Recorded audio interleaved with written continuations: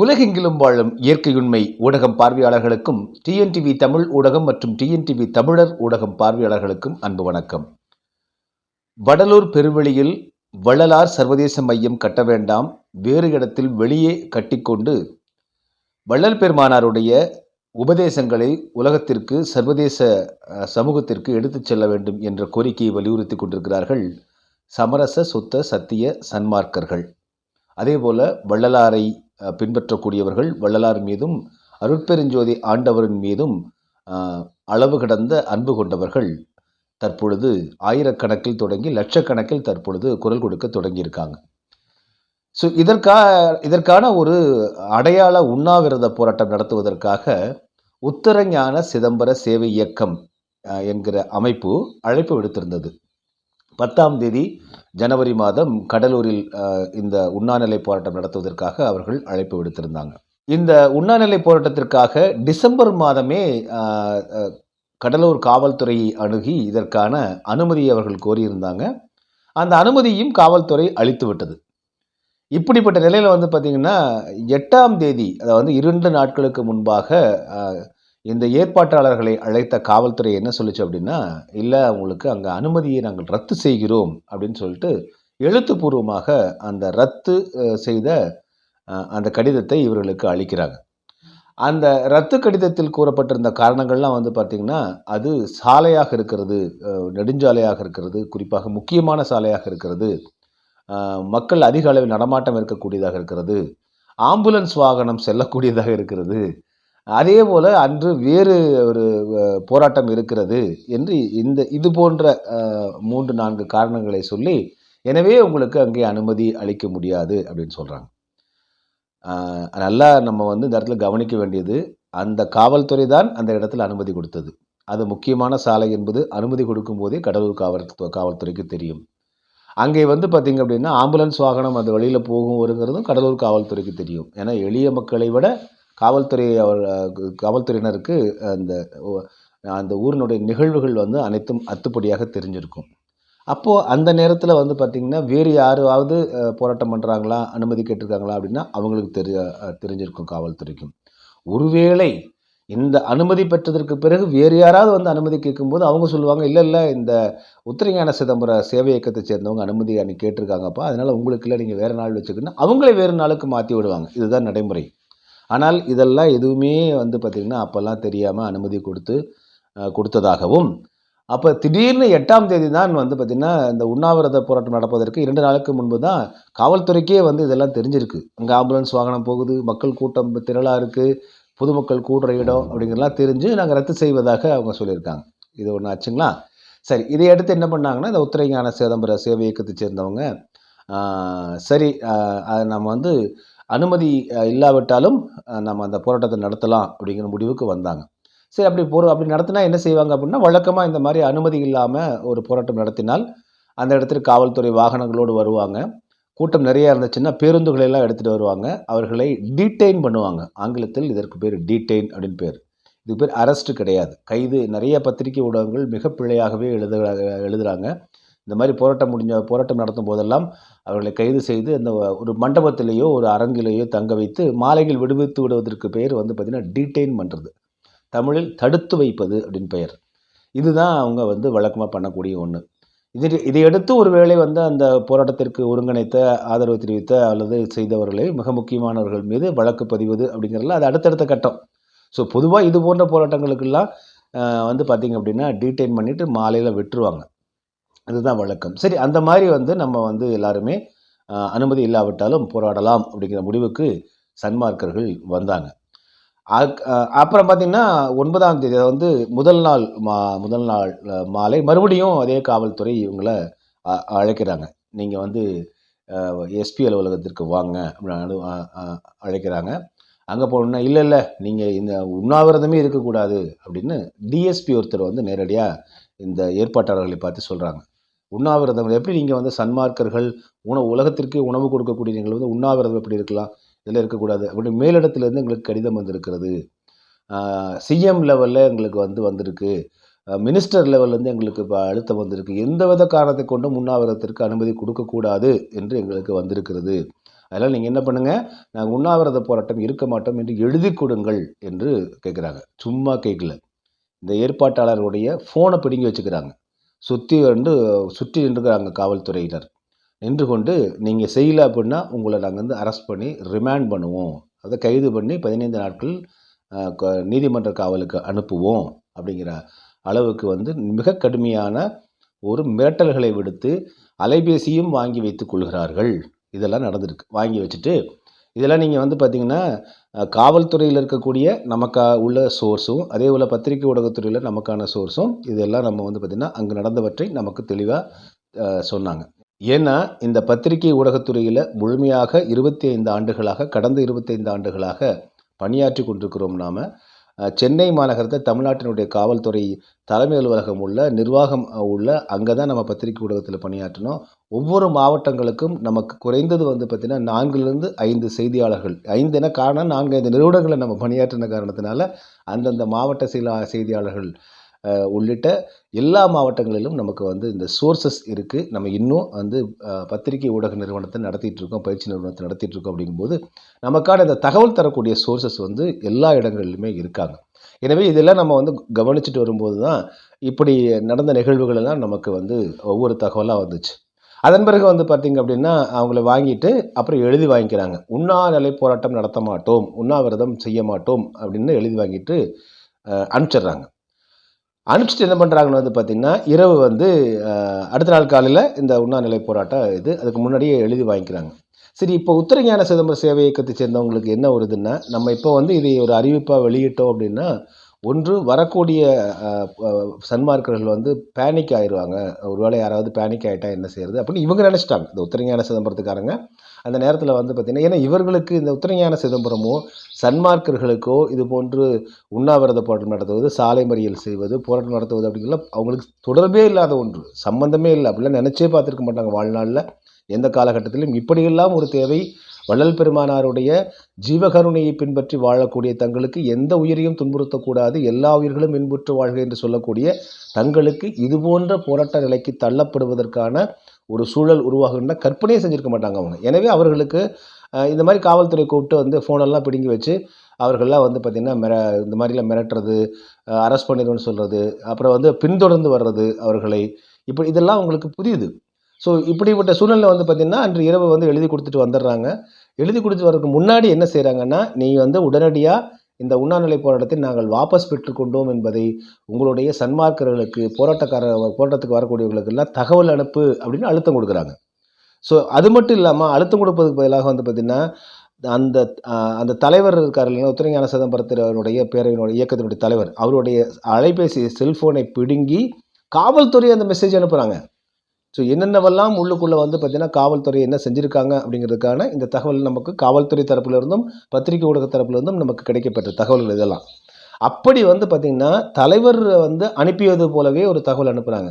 ஆனால் என்னென்னா அதில் ஒரு சிறப்பு என்னென்னா, இந்த போராட்டத்துக்கு தொடர்புடைய போராட்டம் சம்பந்தமான எல்லாத்துக்கும் அழைப்பு விடுப்பது, அதற்கான ஒருங்கிணைப்பு பணிகளை செய்த அந்த வாட்ஸ்அப் நம்பர்லேயோ அந்த எண்ணிலிருந்தோ அந்த தகவல் போகலை. இது வந்து பார்த்திங்கன்னா இன்னொரு தலைவருடைய தகவலிருந்து போகிறனால யாருமே அதை பெருசாக எடுத்துக்கல. ஏன்னா இது வந்து அப்போ தெரிஞ்சிருச்சு, ஏதோ ஒரு குளறுபடி அங்கே நடக்குது அப்படிங்கிறது இங்கே அந்த ஒன்று கூடுவதற்காக வரக்கூடிய எல்லா அன்பர்களுக்குமே தெரிஞ்சிருச்சு. ஆனால் அதையெல்லாம் தாண்டி பேருந்து கிடையாது. முதல் நாள்லாம் வந்து பார்த்திங்கன்னா கடுமையான மழை, பல இடங்களில் வந்து மழை இருக்கக்கூடிய சூழலை, பேருந்து போக்குவரத்து தொழிலாளர்களுடைய வேலை நிறுத்தம் வேறு. இதையெல்லாம் தாண்டி வந்து பார்த்திங்கன்னா கொஞ்சம் கொஞ்சமாக காலையில் வந்து அப்படியே 100-200 ஆகி கிட்டத்தட்ட 500 பேர்த்துக்கு மேலே கையெழுத்து இட்டு கலந்து கொண்டவங்க இருக்காங்க. இது இல்லாமல் வந்துட்டு போனவங்கன்னு கிட்டத்தட்ட 1000 பேரை தாண்டக்கூடிய அளவிற்கு அன்று வந்து அங்கே வந்து சன்மார்க்கர்களும் வள்ளல் பெருமானார் மீது அன்பு கொண்டவர்களும் வந்துட்டாங்க. இதற்கிடையில் இப்போது நாங்கள் வந்து பார்த்திங்க அப்படின்னா, நான் உட்பட நாங்கள் என்ன பண்ணோம், அங்கே அன்று 9ஆம் தேதி கிளம்பி அங்கே போகிறோம், 10ஆம் தேதியில் கலந்துக்கிறதுக்காக போகிறோம். அங்கே போய் நாங்கள் சேரும்போதே 1:30 மணி ஆயிடுச்சு. சன்மார்க்க சங்கத்தில் தான் அங்கே போயிட்டு இரவு அந்த தங்கியிருந்தோம். ஒரு 1:30 மணிக்கு போய் கொஞ்ச நேரம் வந்து நம்ம கண்ணயர்ந்து உறங்கலாம் அப்படிங்கும்போது ஒரு 3:44 மணிக்கு அதிகாலையில் போலீஸினுடைய பைக் சைரன் சவுண்டு வந்து ஆர்ன் கொயங் வயங் வயங் வயங் வயங் வயங் வயங் வயங் வயங் சமரச சுத்த சன்மார்க்க சங்கத்தின் முன்பு நின்று கொண்டு இந்த சைரனை 3:44 மணிக்கு அதிகாலையில் வந்து அலற விடுறாங்க காவல்துறையைச் சேர்ந்த 2-3 பேர். அப்புறம் ஒரு எல்லாமே என்னடா இந்நேரத்துக்கு என்னடா சத்தம்னு எல்லாம் எழுந்து எல்லாத்துக்குமே உறக்கம் விழிச்சாச்சு. அப்போ அங்கே இருக்கிறது ஒரு சன்மார்க்கத்தை சேர்ந்த தம்பி அந்த பொறுப்பாளர் ஒருத்தர் போய் கதவை திறந்து, ஐயா என்னங்க ஐயான்னு கேட்கும்போது, இல்லை இந்த முன்னாடி வந்து பார்த்திங்கன்னா இந்த ஷாமியானா இந்த சாப்பிட்றதுக்கெல்லாம் கல்யாண வீட்டிலலாம் மேலே போடுவாங்க இல்லையா பந்தல், தற்காலிக துணிப்பந்தல் இருக்குது இல்லைங்களா, அந்த ஷாமியானா டென்ட் அப்படின்னு சொல்லுவாங்க. அந்த துணி பந்தலை வந்து நீங்கள் அகற்றணும். எப்போது? காலையில் 3:44க்கு 3:45 3:45 மணிக்கு. அப்போ சொல்கிறாங்க, ஐயா எல்லாமே பெரியவங்க மூத்தவங்க வந்திருக்காங்க, சன்மார்க்கர்கள், அவங்களுக்கு இதெல்லாம் எடுக்க தெரியாதுங்க, எங்கள்கிட்ட ஆள் இல்லை அப்படின்னு சொன்னேன். சரி நாங்கள் போய் ஆளை கூட்டிகிட்டு வர்றோம் அப்படின்னு சொல்லிட்டு காவல்துறை அந்த பைக் வந்து திரும்ப வாய் வாய் வாய் வாய் வாய் வாய் சத்தத்தை எழுப்பி கொண்டு வந்து இந்த சைரன் சவுண்டு எங்கெல்லாம் ஒலிக்கணும், எப்படியெல்லாம் நீங்கள் வந்து அந்த இடத்த வந்து ஒரு அமைதியற்ற தன்மையாக மாற்றணும் அப்படிங்கிற அடிப்படை விவஸ்தை கூட இல்லாமல் சமரச சுத்த சன்மார்க்க சங்கத்துக்குள்ளே வந்து இந்த சைரன் சவுண்டை அடிக்கிறாங்க. அடிச்சுட்டு போகிறாங்க. கொஞ்ச நேரத்துக்கு பிறகு வந்து ஒரு சில ஆட்களை கூப்பிட்டு வந்து அந்த பந்தலை பிரித்து அந்த ஓரமாக அதை வச்சுட்டு போகிறாங்க. என்ன காரணம்? உண்ணாவிரதம் இருந்துருவாங்களோ அப்படின்னு. அது நிழலுக்கு போடப்பட்ட பந்தல் அது. அதையும் இந்த இடத்துல பந்தல் போடக்கூடாது அப்படின்னு போயிடுறாங்க. போனதுக்கு பிறகு அப்போது கொஞ்சம் கொஞ்சமாக இவர்கள் வந்து ஏற்பாட்டாளர்கள், அந்த சன்மார்க்க சங்கத்தைச் சேர்ந்த பொறுப்பாளர்கள், இவங்களுக்கெல்லாம் வந்து பார்த்திங்கன்னா ஒரு அழுத்தங்களையும் மிரட்டலையும் அச்சுறுத்தலையும் ஒரு ப்ரெஷரை ஏற்றிக்கிட்டே இருக்காங்க காவல்துறையினர். ஸோ இதையடுத்து என்ன ஆயிடுச்சு அப்படின்னா, இதெல்லாம் கடந்து வந்து பார்த்திங்கன்னா சரி அப்போ வந்து எல்லாம் கிளம்பி வந்துட்டாங்க. எனவே ஒன்று கூடி அமைதியாக நம்ம அரங்குக்குள்ளே ஞானசபை அரங்குக்குள்ளுக்கு வந்து முதல்ல நம்ம வந்து பாராயணம் செஞ்சுட்டு வந்திருக்கக்கூடிய சன்மார்க்க அன்பர்கள் இதுக்கு என்ன பண்ணலாம் அப்படிங்கிறத பற்றி ஒரு கலந்தாய்வு கூட்டமாக இதை நடத்தலாம் அப்படிங்கிற முடிவுக்கு வந்துடுறாங்க. ஆனால் என்ன ஆச்சு அப்படின்னா, வந்ததற்கு பிறகு இந்த காவல்துறை தந்து கொண்டிருக்கக்கூடிய இடையூறுகள், அழுத்தங்கள், இதெல்லாம் வந்து பார்த்ததுக்கப்புறம் வந்த சன்மார்க்கர்கள் எல்லாருமே சொல்லிட்டாங்க, இது ஏன் எங்ககிட்ட முன்கூட்டி நாங்கள் சொல்லலை, நீங்கள் முன்கூட்டியே சொல்லியிருந்தால் நாங்கள் இன்னும் அதிக அளவிலே வந்து பார்த்திங்கன்னா வாகனங்களை வாடகைக்கு எடுத்து கொண்டாவது நாங்கள் அதிக அளவில் கூட்டத்தை கூட்டு வந்திருப்போம்.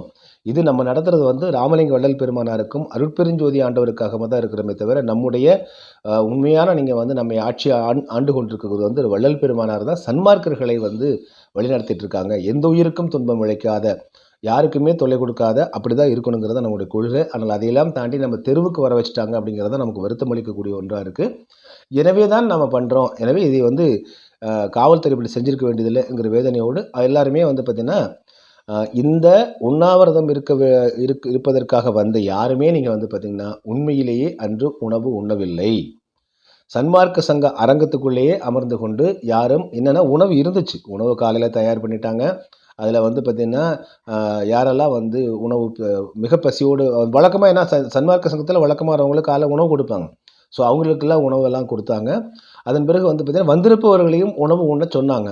ஆனால் வந்த சன்மார்க்கர்கள் யார் வந்து பார்த்திங்கன்னா உத்தரஞான சிதம்பரம் அந்த சன்மார்க்க சங்கத்தை சேர்ந்தவங்களாம் ஐயா உணவு இருக்குங்க சாப்பிடுங்கன்னு சொன்னபோது கூட வந்த சன்மார்க்கர்கள் இல்லை நாங்கள் உண்ணமாட்டோம் என்று கூறி அன்று வந்து பார்த்திங்கன்னா அந்த கூட்டத்துக்குள்ளே அரங்கில் அமர்ந்து கொண்டு எல்லோருமே அவங்கவுங்க கருத்துக்களை சொல்கிறாங்க. என்னென்ன கருத்துக்களாக சொல்கிறாங்க? பெருவெளியில் ஏன் கட்டக்கூடாது அப்படிங்கிறதுக்கு விளக்க சொல்கிறாங்க.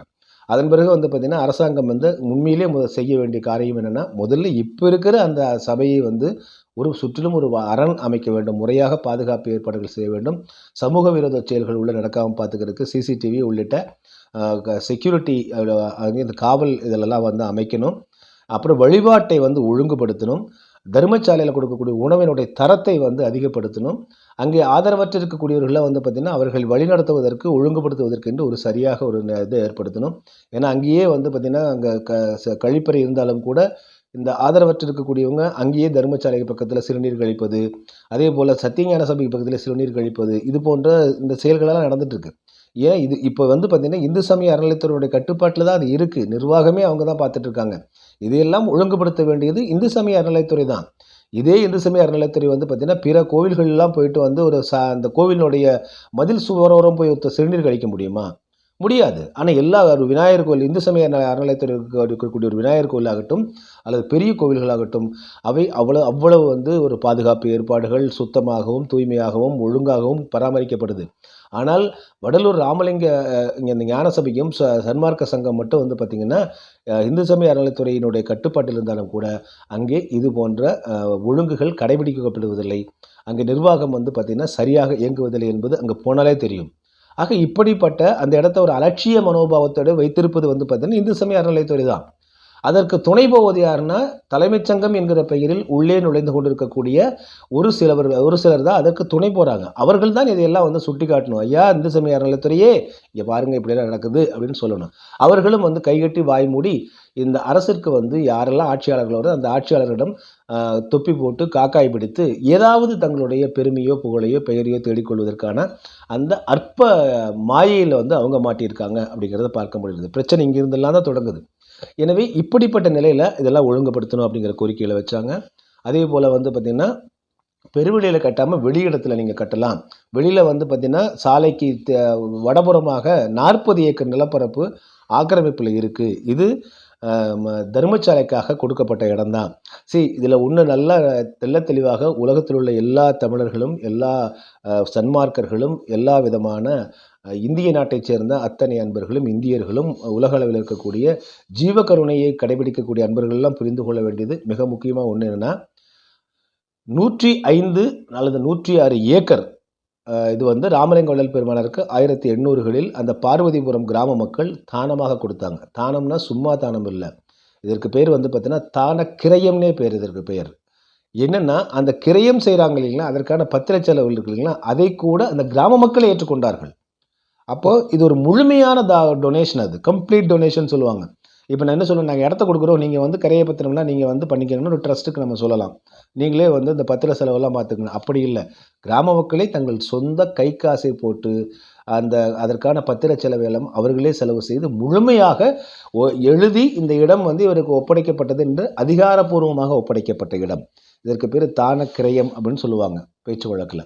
ஆக இப்படிப்பட்ட ஒரு தானக்கிரயம் கொடுத்த அந்த இடம் தான் பார்த்திங்கன்னா அந்த 105 ஏக்கர் அறநிலைத்துறையினுடைய கட்டுப்பாட்டில் நிர்வாகத்தில் இருந்தாலும் கூட இந்த 105 ஏக்கருமே வந்து பார்த்திங்கன்னா நிர்வாகத்துக்குள் தான் இருக்கணுமே தவிர அது தானக்கிரைய இடம், அது புறம்போக்கு இடமோ அரசு நிலமோ அல்ல. எனவே இதை வந்து மனதில் வைத்திருக்க வேண்டும். அதுபோல் தனியார் நிலமும் அல்ல. ராமலிங்க வள்ளல் பெருமானார் கையில் ஒப்படைக்கப்பட்ட அருட்பெருஞ்சோதி ஆண்டவருக்காகவும் ஆதரவற்ற உணவு வேண்டி அங்கே வருபவர்களுக்காகவும் ஞானசபையில் மெஞ்ஞானத்தை வந்து அறிந்து கொள்ள வருபவர்களுக்காகவும் லட்சக்கணக்கான மக்களுக்காகவும் அங்கே உள்ள பார்வதிபுரம் என்ற அந்த சின்ன கிராமத்தைச் சேர்ந்த மக்கள் அன்பு கூர்ந்து அழகுணர்ச்சியோடு அவர்கள் தானக்கிரயம் செய்து கொடுத்த இடம்தான் இந்த 105 ஏக்கர் 80 காணி என்று சொல்லக்கூடிய அந்த இடம். இந்த 105 ஏக்கரில் சாலைக்கு தென்புறமாக இருக்கக்கூடிய 65 ஏக்கர் தான் இப்போ இருக்குது. 40 ஏக்கர் வந்து சாலைக்கு வடபுறமாக உள்ளது போல முழுவதுமாக ஆக்கிரமிக்கப்பட்டு கட்டடங்கள் கட்டப்பட்டிருக்கு. அப்போ இந்த இந்து சமய அறநிலையத்துறை எப்பொழுது இந்த பொறுப்பை கையில் எடுத்ததோ அதன் பிறகு இந்த ஒழுக்கக்கேடுகளை எல்லாம் சரி செய்ய வேண்டியது இந்து சமய அறநிலையத்தினுடைய கடமை. அதை சுட்டிக்காட்ட வேண்டியது தலைமைச் சங்கத்தினுடைய கடமை. தலைமைச் சங்கமும் கடமை தவறிவிட்டது. இந்து சமய அறநிலையத்துறையும் கடமை தவறி தற்பொழுது வெட்டி விளம்பரங்களுக்காக அங்கே நாங்கள் சர்வதேச மையம் கட்டுகிறோம் 100 கோடி அளவில் என்கிற வெட்டி விளம்பரம் செய்து எப்படியாவது அங்கே கட்டடங்களை நிரப்பி அந்த காலி இடத்தையும் வந்து காலி செய்து விட வேண்டும் என்பதுதான் இவருடைய நோக்கமாக இருக்குது. இப்படிப்பட்ட நிலையில் வந்து பார்த்திங்கன்னா முதல்ல என்ன செய்யணும், இந்து சமய அறநிலையத்துறை உண்மையிலேயே நேர்மையாக இவர்கள் வந்து பார்த்திங்கன்னா சிந்தித்திருந்தால், அதாவது நான் சொல்கிறது அந்த சபையை சுற்றி உள்ள இந்து சபையினுடைய நிர்வாகத்தில் இருக்கக்கூடிய இந்து சமய இந்து சமய அறநிலையத்தினுடைய அதிகாரிகள் இவங்க என்ன செஞ்சுருக்கணும், இவர்கள் அறநிலையத்துறை அமைச்சருக்கும் முதலமைச்சருக்கும் முதல்ல வந்து தெள்ள தெளிவாக கூறியிருக்கணும். ஐயா, 105 ஏக்கர் கொடுக்கப்பட்டது, கிரயதானமாக 65 ஏக்கர் தான் இருக்குது, 40 ஏக்கர் ஆக்கிரமிப்பில் இருக்குது. தற்பொழுது திரு மு க ஸ்டாலின் தலைமையிலான திமுக அரசு வந்ததற்கு பிறகு சேகர்பாபு அவர்கள் இந்து சமய அறநிலையத்துறை அமைச்சராக ஆனதற்கு பிறகு பல ஆயிரக்கணக்கான ஏக்கர் நிலங்களை கோவில் நிலங்களை மீட்டெடுத்திருக்கிறோம், ஆக்கிரமிப்பிலிருந்து மீட்டெடுத்திருக்கிறோம் என்று அவங்க அந்த செயல்பாட்டை செஞ்சிட்ருக்காங்க. எனவே அப்படிப்பட்டவங்ககிட்ட வந்து இந்த இந்து சமய அறநிலையத்துறை அதிகாரிகளும் அந்த தலைமைச் சங்கத்தைச் சேர்ந்தவர்கள் அருள் நாகலிங்கம், அதே போல் ஏபிஜே அருள் என்கிற இளங்கோவன், அதே போல் வந்து பார்த்திங்கன்னா இவர்களுக்கு கௌரவ ஆலோசகராக இருக்கக்கூடிய திருமதி துர்கா ஸ்டாலின் அம்மா அவர்களுடைய சகோதரர் ஐயா திரு ஜெய ராஜமூர்த்தி ஆகியோரெல்லாம் இந்த அரசுக்கு சொல்லியிருக்கணும். ஐயா, 105 ஏக்கர் நிலத்தில் 65 ஏக்கர் நிலம் தான் இருக்குது, 40 ஏக்கர் நிலம் இல்லை. இந்த 40 ஏக்கர் நிலத்தை முதல்ல மீட்டெடுத்து நம்ம வந்து இந்த சமரச சுத்த சன்மார்க்க சத்தியஞான சபைக்கான இடத்தை முதல்ல வந்து பாதுகாப்பு செய்து அரணமைக்க வேண்டும். அரணமைத்துவிட்டு அங்கே வழிபாட்டை ஒழுங்கு செய்ய வேண்டும். அதன் பிறகு உணவை தரமானதாக கொடுக்க வேண்டும்.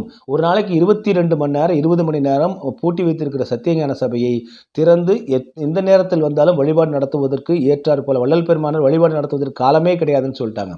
அப்படிப்பட்டதெல்லாம் செய்திருக்க வேண்டும். 8 வாசல்களையும் தைப்பூசத்தன்று திறக்க வேண்டும்.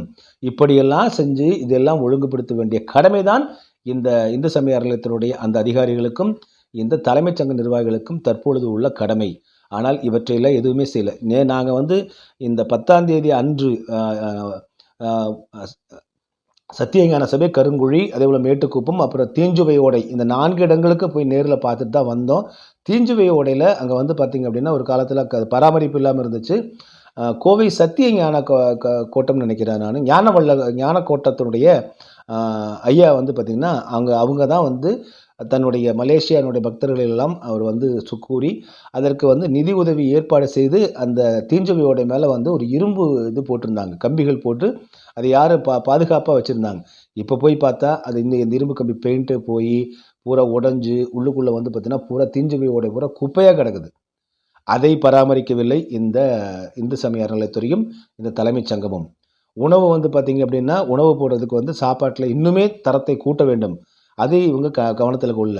ஆதரவற்ற அங்கே இருக்கக்கூடியவர்கள் எல்லாம் அவர்களை ஒழுங்குபடுத்துவதற்கென்று எப்படிலாம் நடந்துக்கணும், இங்கெல்லாம் சிறுநீர் கழிக்கக்கூடாது. அதே போல் ஓய்வில் சாப்பிட்டு 3 நேரம் படுத்துட்டு இருக்கிறீங்களேப்பா, கொஞ்சம் நீங்கள்லாம் இங்கே இருக்கக்கூடிய குப்பைகள் எல்லாம் கீழே விழாமல் நீங்கள் எடுக்கிறக்க அந்த பயிற்சிகளெல்லாம் அவங்களுக்கு கொடுக்கலாம். ஏன்னா அவங்க ஆதரவற்ற வந்தவங்க அப்படின்னா சாப்பிட்றதுக்காக மட்டுமே வரல, அவர்களை ஒழுங்குபடுத்துவதற்கான அந்த முயற்சிகளை செய்யலாம்.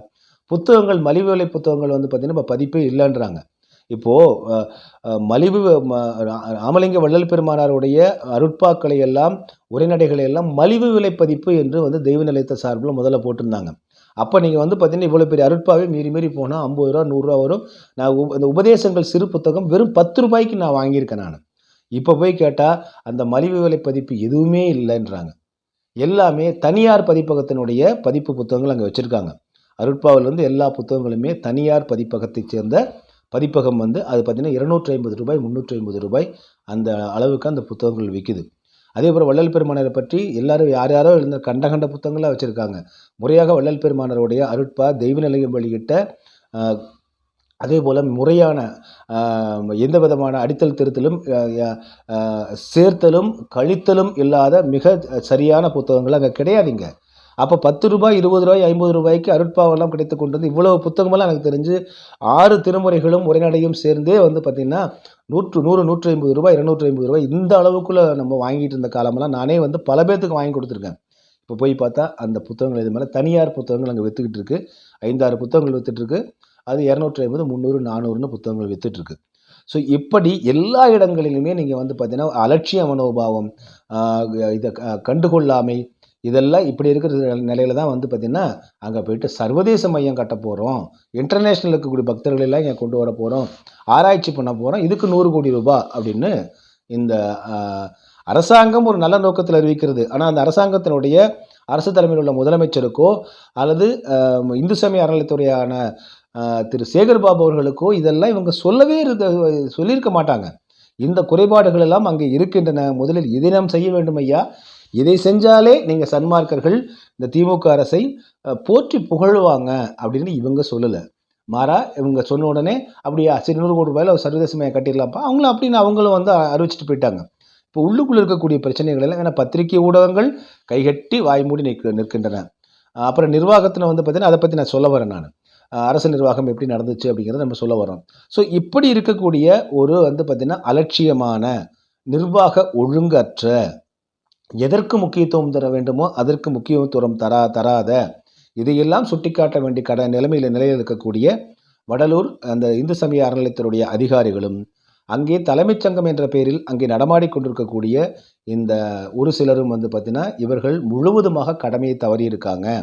தவறிவிட்டு தமிழ்நாடு அரசுக்கும் இந்து சமய அறநிலையத்தினுடைய அமைச்சருக்கும் தமிழ்நாடு முதலமைச்சர் மு.க. ஸ்டாலின் அவர்களுக்கும் தவறான பிழையான ஒரு தகவலை அளித்து ஒரு வழிகாட்டலை கொடுத்து அவர்கள் பார்த்திங்கன்னா தற்பொழுது இந்த இக்கட்டான சூழ்நிலையில் தமிழ்நாடு அரசை மாட்ட விட்டுருக்காங்க.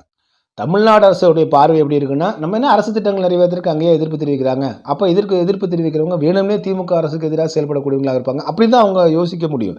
ஆனால் இதற்குள் வந்து எதிர்ப்பு தெரிவிப்பவர்கள் எல்லாம் உண்மையான மெய் சன்மார்க்கர்கள் அப்படிங்கிற தகவலே முதல்ல அங்க போயிருக்கா அப்படின்னே தெரியல.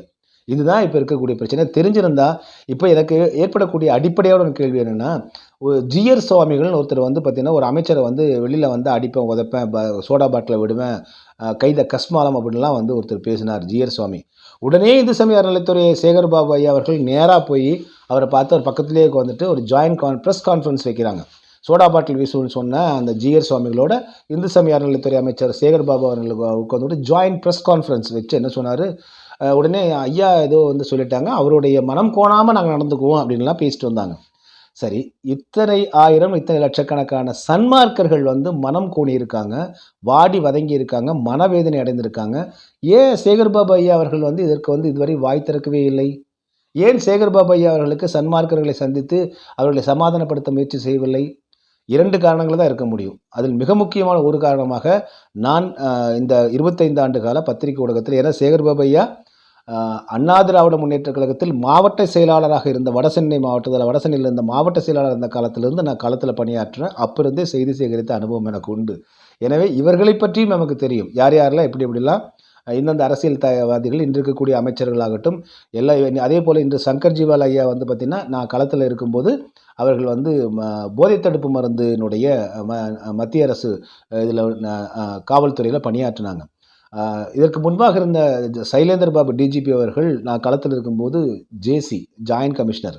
அதற்கு முன்பாக திருப்பாதி இருந்தார், அவர் ஜாயின்ட் கமிஷனர். விஜயகுமார் அவர்கள் ஸ்பெஷல் ஆப்ரேஷனில் இருந்தாங்க. அவர் வந்து பார்த்திங்க அப்படின்னா வீரப்பன் ஸ்பெஷல் ஆப்ரேஷன் இருந்தவர் வந்து பார்த்திங்கன்னா, நான் களத்தில் இருக்கும்போது அவர் சென்னை மாநகர காவல் ஆணையர் கமிஷனர். எனவே இப்படிப்பட்ட அவர்களுடைய பதவி உயர் ஏற்பட நாங்களும் வந்து பார்த்திங்கன்னா அந்த காலகட்டத்திலிருந்து பத்திரிகை ஊடகத்துறையில் முழுமையாக பணியாற்றிட்டு இருக்கோம். எனவே இவர்களை பற்றிலாம் நமக்கு தெரியும். அங்கே தகவல் வந்து இவங்க சரியான தகவலை வந்து இந்து சமய அறநிலையத்துறை அமைச்சருக்கோ அல்லது வந்து பார்த்திங்கன்னா முதலமைச்சருக்கோ எடுத்து சொல்லாமல் இந்த மாவட்ட அளவில் மாவட்ட ஆட்சியர் அதே போல் வந்து மாவட்ட காவல் கண்காணிப்பாளர் இந்த வகையிலேயே இவர்கள் வந்து இங்கே அவர்களுக்கு தவறான பிழையான தகவலை கொடுக்கும்போது அவர் அங்கிருந்து இங்கே ப்ரெஷர் போடுறாங்க.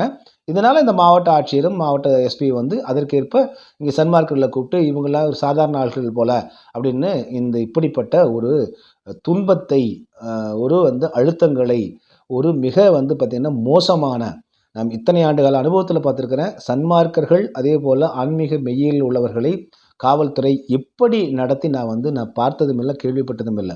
ஆக இப்படியெல்லாம் நடத்துகிறாங்க. சரி, இதெல்லாம் இப்போ காவல்துறை தரப்பில் நடந்துருச்சா?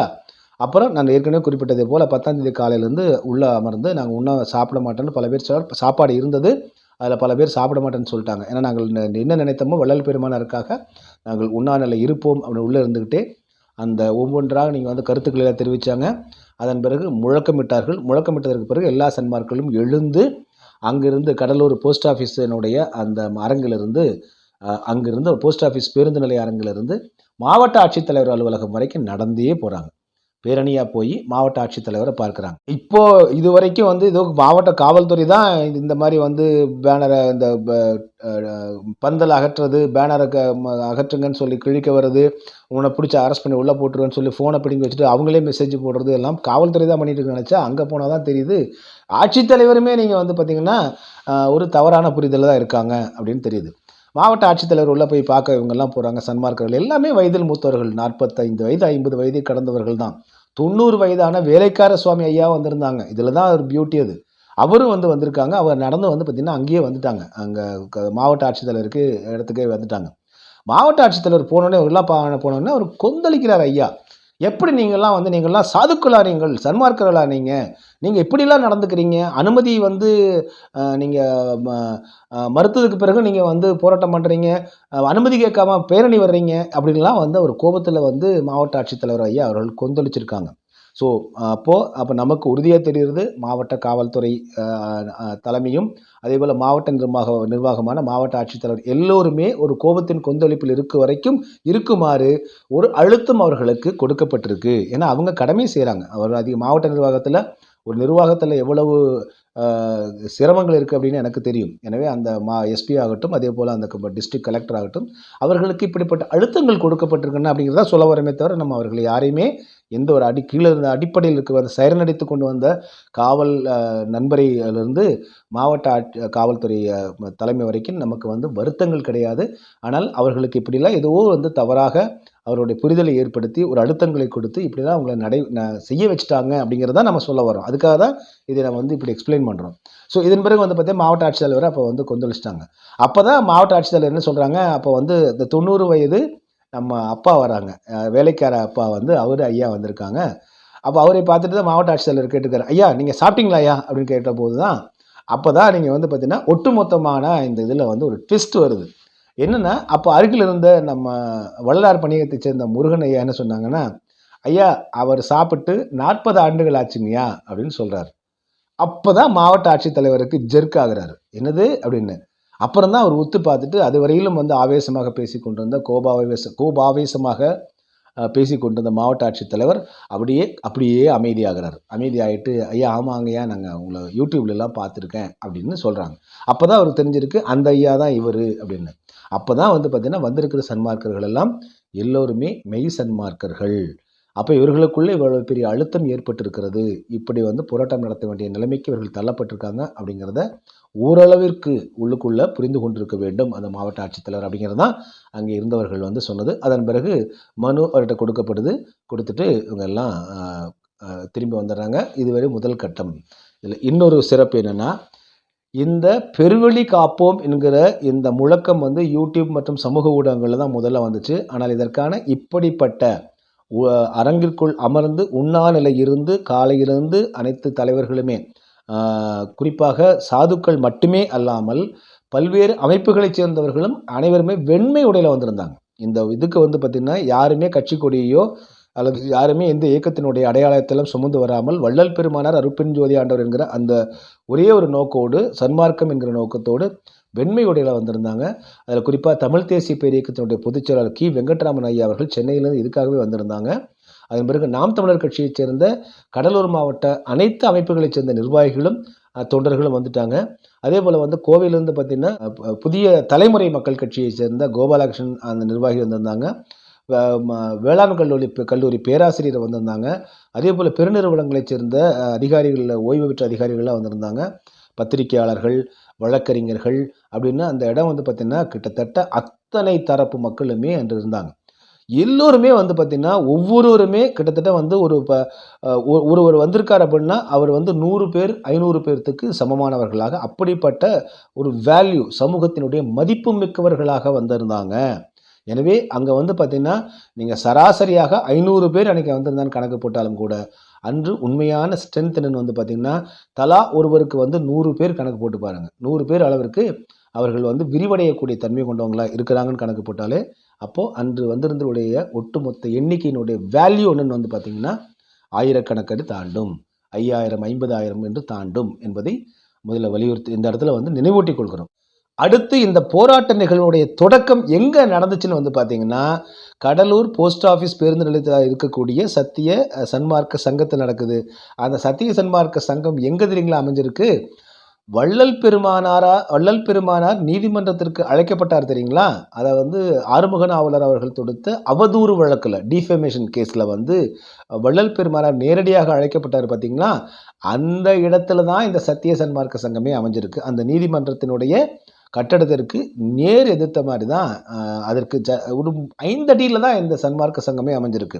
ஆக வள்ளல் பெருமானார் அவதூறு வழக்கு அவர் மீது தொடுக்கப்பட்டு அவர் நீதிமன்றத்திற்கு அழைக்கப்பட்டு, இல்லை இது அவதூறு வழக்கில் தவறான தகவலை சொல்லிட்டாங்க என்று நீதிபதியிடம் விளக்கம் கொடுத்ததுக்கு பிறகு, அதே போல் நீதிமன்றத்திற்குள் ஐயா வரும்போது எல்லோருமே எழுந்து நின்றதெல்லாம் பார்த்துவிட்டு அந்த வழக்கிலிருந்து வள்ளல் பெருமானார் விடுவிச்சிடுறாங்க.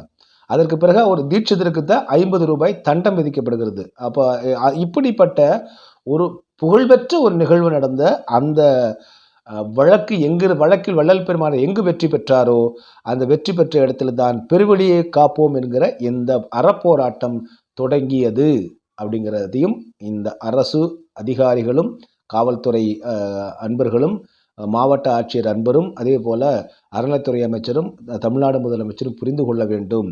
ஆக இந்த செயல்பாடுகள் எல்லாம் வள்ளல் பெருமானாராலும் அருட்பெருஞ்சோதி ஆண்டவராலும் நிகழ்த்தப்பட்டு கொண்டிருக்கின்றன என்பதை நாம் புரிந்து கொள்ள வேண்டும். ஏனென்றால் 150 ஆண்டு காலகட்டம் கழித்து இடைப்பட்ட காலத்தில் வள்ளல் பெருமானாரை பற்றி பெரிய அளவுலலாம் சோஷியல் மீடியாவில் பேசப்படல, பெரிய அளவில் யூடியூப்பில் வரல, பெரிய அளவில் ஊடகங்களில் வரல. ஆனால் தற்போது மிக வேகமாக உலகம் முழுவதுமே நீங்கள் பார்த்தீங்க அப்படின்னா வள்ளல் பெருமானாரை பற்றி பேசுகிறாங்க. இந்திய நாட்டினுடைய பிரதம அமைச்சராக இருக்கக்கூடிய நரேந்திர மோடி பேசுகிறாரு. தமிழ்நாட்டினுடைய முதலமைச்சராக இருக்கக்கூடிய மு.க. ஸ்டாலின் ஐயா பேசுகிறாங்க. இப்படி உலக அளவில் எல்லோருடைய வாயிலிருந்தும் வள்ளல் பெருமானார் என்கிற பெயர் உச்சரிக்கப்படுகிறது என்றால் அவருடைய வெளிப்பாட்டுக்கான காலம் இது என்பதுதான் மனதில் புரிந்து கொள்ள வேண்டும். ஒவ்வொரு ஞானியும் ஒவ்வொரு காலகட்டத்தில் வெளிப்படுவாங்க. வள்ளல் பெருமானார் தெள்ள தெளிவாக சொல்லிட்டு போனார், நாம் இப்பொழுது கண்ணுக்கு தெரிவோம், இனி 2.5 கடிகை கண்ணுக்கு தெரிய மாட்டோம், ஆனால் எல்லோரு உடம்பிலும் இருப்போம், எல்லா இடங்களிலும் இருப்போம், எல்லா பணிகளையும் செய்து கொண்டிருப்போம், மீண்டும் வருவோம், அருட்பெருஞ்சோதி ஆண்டவர் வருகிறார், அப்பொழுது நாமும் இந்த தேகத்தோடவே நாங்கள் உங்களுக்கு காட்சி அளிப்போம், உறுதி அளிச்சுட்டு போயிருக்காங்க. எனவே இதெல்லாம் கணக்கு போடும்போது அந்த காலகட்டம் நெருங்கி கொண்டிருப்பதைத்தான் இந்த வெளிப்பாடுகள் எல்லாம் காண்பிக்கின்றன. இவற்றையெல்லாம் சன்மார்க்கர்களை ஒழுங்குபடுத்துவதற்காகவும் சன்மார்க்க சபையை ஒழுங்குபடுத்துவதற்காகத்தான் இப்பொழுது பார்த்திங்கன்னா மிகப்பெரிய முன்னெடுப்புகள் சன்மார்க்கர்களால் கொந்தளித்து எடுக்கப்படுகிறது என்கிறதையும் மனதில் வைத்து வள்ளல் பெருமானாருடைய உத்தரவு இது. அருட்பெருஞ்சோதி ஆண்டவருடைய அந்த பெருவிழியை எந்தவித காரணத்திற்கொண்டும் கை வைக்காமல், கை வைத்து அதனால் ஒரு பழிபாவம் சாபங்களுக்கு ஆளாகி விடாமல் இந்து சமய அறநிலைத்துறை அமைச்சர் சேகர்பாபு ஐயா அவர்களும் தமிழ்நாடு முதலமைச்சர் மு.க. ஸ்டாலின் ஐயா அவர்களும் இதை கவனத்தில் கொண்டு செயல்பட வேண்டும். அந்த இருவரையுமே பார்த்திங்கன்னா இவர்கள் தவறான பாதைக்கு அழைத்து செல்லக்கூடிய இந்த நபர்களை அடையாளம் கண்டுகொண்டு அவர்கள் இருவருக்கும் பார்த்திங்கன்னா, ஏனென்றால் அரசாட்சியில் அவங்க இருக்கக்கூடியவங்க, அவர்கள் செய்யக்கூடிய பணி, அதே போல் மாவட்ட ஆட்சித்தலைவர், மாவட்ட காவல் கண்காணிப்பாளர் இவர்களை போன்ற செயல்பாடுகள் எல்லாம் மிக முக்கியமானது இந்த நாட்டுக்கு. எனவே அவர்களும் அவர்கள் குடும்பத்தினரும் அருட்பெருஞ்சோதி ஆண்டவருடைய அருளாசியை பெறுவதற்கும் வள்ளல் பெருமானுடைய ஆசியை பெறுவதற்கும் ஏற்றாறு போல அங்கே வேறு இடத்தில் இந்த சர்வதேச மையத்தை கட்டுவதற்கான முயற்சியை ஈடுபட வேண்டும். அவர்களுக்கு இந்த தகவல்கள் சென்று சேர வேண்டும் என்கிற பெரும் நோக்கத்திற்காகத்தான் செய்யப்படுகிறது தவிர இதில் எந்த விதமான அரசு மீதோ அவர்கள் ஆட்சியாளர்கள் மீதோ எதிர்ப்போ வன்மமோ கோபமோ கொண்டெல்லாம் சன்மார்க்கர்கள் செய்யவில்லை. வள்ளல் பெருமானாருடைய மெய்யியல் அடிப்படையில் தான் இதை சொல்கிறார்கள். இந்த பேருண்மையை சேகர்பாபு ஐயா அவர்களும் முதலமைச்சர் மு.க. ஸ்டாலின் ஐயா அவர்களும் அவர்கள் புரிந்து கொள்ளும் வகையில், அவர்கள் உணர்ந்து கொள்ளும் வகையில் இவற்றை அவர்களுக்கு எடுத்துச் சொல்ல வேண்டும். நல்லவர்கள் இவற்றை எடுத்துச் சொல்ல வேண்டும்.